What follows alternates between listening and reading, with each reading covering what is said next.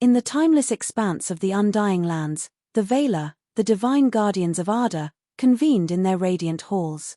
The shadow of Sauron, the Dark Lord, was creeping once more across Middle-earth, poisoning the hearts of men, corrupting the ancient forests, and stirring unrest among the free peoples.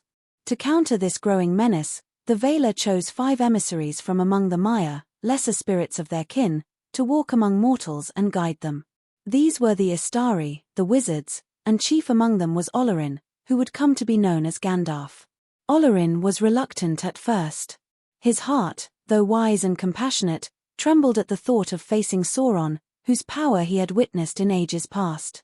But Manwë, the lord of the Valar, and Varda, the star-kindler, saw in him a spark of courage and wisdom unmatched. "Go, Olorin," Manwë said, "for your love of the small and humble will be their salvation." Thus, clad in the form of an aged man with a weathered cloak and a staff, Olorin arrived on the shores of Middle-earth at the Grey Havens, around the year 1000 of the Third Age. The elves of Lindon, led by Círdan the shipwright, greeted him. Círdan, with his piercing foresight, saw the fire in Olorin's spirit and gifted him Narya, the Ring of Fire, one of the 3 elven rings.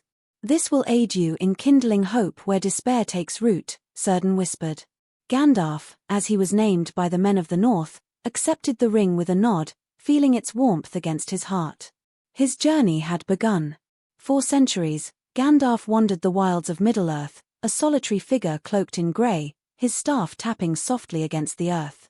He did not settle in grand halls like Saruman, the White Wizard, who took residence in the Tower of Isengard, nor did he seek the lore of ancient libraries like Radagast, who dwelt among the creatures of Mirkwood. Gandalf's path was among the humble farmers, merchants, and villagers who knew him as a bringer of tales, fireworks, and quiet wisdom. In the north, among the men of Ornus remnants, he earned the name Mithrandir, the Grey Pilgrim. He walked the crumbling roads of Anúminas, listened to the songs of the Dunedain, and shared pipes of Longbottom Leaf with hobbits in the Shire, a land yet to play its great part. To the hobbits, he was a meddlesome old man, always stirring their youth to adventure with his stories of dragons and distant mountains. Yet Gandalf saw in their simplicity a strength unknown even to themselves. His wanderings were not aimless. Sauron's influence was growing. Orcs multiplied in the misty mountains, and whispers of a shadow in Dol Guldur reached Gandalf's ears. He visited the elven realms of Rivendell and Lothlorien, consulting with Elrond and Galadriel. "The enemy stirs," he told them, his grey eyes clouded with concern. But his form and purpose remain hidden. In 2063, Gandalf ventured alone into Dol Guldur, the dark fortress in Mirkwood. There, he glimpsed a power he could not name, and though he escaped, the encounter left him wary.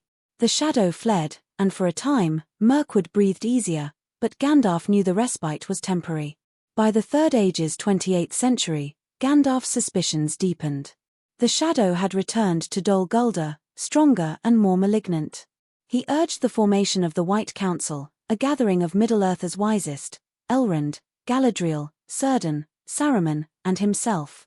Saruman, now the council's head, dismissed Gandalf's fears, claiming the One Ring was lost forever, washed to the sea. But Gandalf's heart was not eased. In 2850, he infiltrated Dol Guldur again, discovering the truth. The necromancer was Sauron himself, slowly regaining strength. In Dol Guldur's dungeons, Gandalf found Thrain II, the Dwarf King, broken and dying. Thrain entrusted him with a map and a key to Erebor's secret door, whispering of his lost ring, one of the 7. Gandalf's mind raced. Sauron was hunting the rings of power. He returned to the White Council, urging action. Saruman, reluctant and secretly covetous of the One Ring, resisted, but Galadriel's will prevailed. In 2941, the council drove Sauron from Dol Guldur, though he fled to Mordor, his true stronghold. Gandalf's thoughts turned to Erebor, the lonely mountain. A dragon, Smaug, held it, and a dwarven kingdom restored might check Sauron's northern ambitions. He met Thorin Oakenshield, Thrain's son, in Bree, and planted the seed of a quest to reclaim Erebor. But Thorin's company needed a spark of luck or fate. Gandalf's mind drifted to the Shire, to a hobbit named Bilbo Baggins, whose courage he had long suspected. In the spring of 2941, Gandalf arrived at Bag End, smoke rings curling from his pipe. Bilbo, comfortable and resistant, was bewildered by the wizard's proposal of adventure. Yet Gandalf saw in him a resilience that Thorin's dwarfs lacked. "I am looking for someone to share in an adventure," Gandalf said, his eyes twinkling. By dawn, 13 dwarfs and 1 flustered hobbit were on the road to Erebor. Gandalf guided the company through perils, trolls, goblins, and stone giants. In the misty mountains, he rescued them from goblin hordes, slaying the great goblin with his sword, Glamdring. But it was in the dark tunnels beneath that fate turned. Bilbo, lost and alone, found a small golden ring. Gandalf, sensing a shadow on the hobbit's tale of riddles with Gollum, felt unease but could not yet name it. When Gandalf left the company to attend the White Council, he entrusted Bilbo with their safety. His faith was rewarded. Bilbo's courage and the ring's unseen aid saw them through Mirkwood and to Erebor. Smaug fell to Bard of Dale, and though Thorin's greed led to his doom, Erebor was reclaimed. Gandalf returned to find the Battle of 5 Armies won, a fragile alliance of men, elves, and dwarfs holding against Sauron's orcish probes. Bilbo, weary but wiser, returned to the Shire, the ring in his pocket. 60 years passed.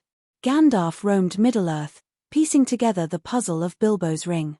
Its power over Gollum, its effect on Bilbo's long life, and ancient texts in Gondor's archives pointed to one truth: it was the One Ring, Sauron's master weapon. In 3001, Gandalf attended Bilbo's 111th birthday, watching as the hobbit vanished with the ring. His heart heavy, Gandalf urged Bilbo to leave it for Frodo, his heir. Bilbo, reluctant, departed for Rivendell, and Gandalf's fears were confirmed. He sought Gollum, capturing him with Aragorn's aid in 3017. From Gollum's wretched tales, Gandalf learned the ring's path and Sauron's hunt for it. In 3018, he tested the ring in Frodo's fire, revealing the fiery script of Mordor.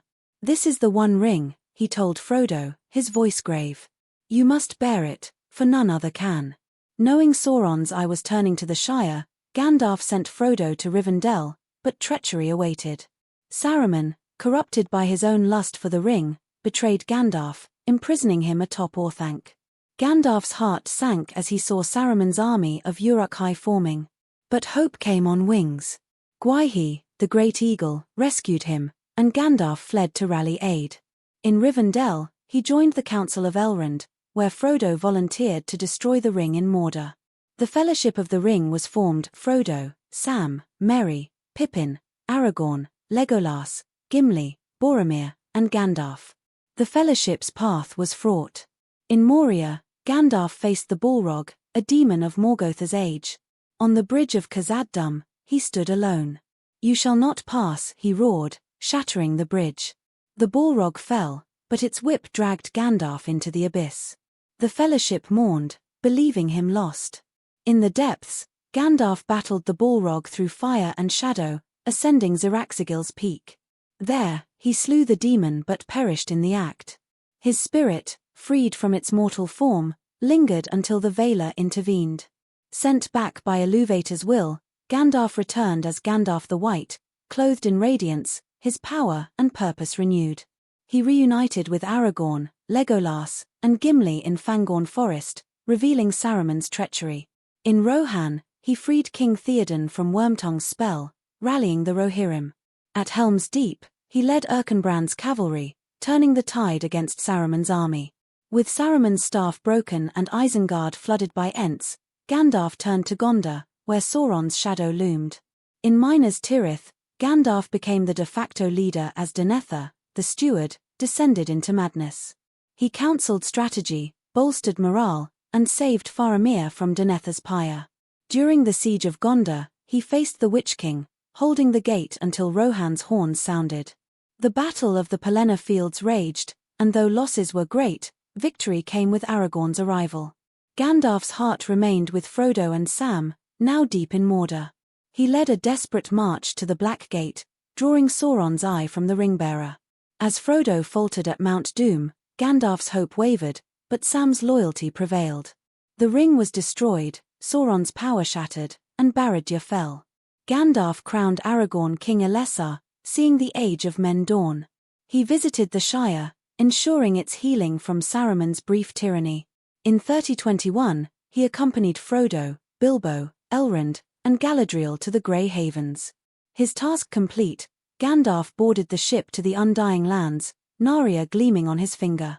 "I was the enemy of Sauron," he said to Frodo, smiling. "And now, I go home." Gandalf's saga was not one of swords or sorcery alone but of hope kindled in the darkest hours. From the Shire's green hills to Mordor's ash, he wove a thread of courage through Middle-earth's tapestry. His fireworks, his laughter, his stern rebukes, and his gentle guidance lingered in the hearts of those he touched. The Fourth Age began, and though Gandalf was gone, his light endured in the Free People's memory.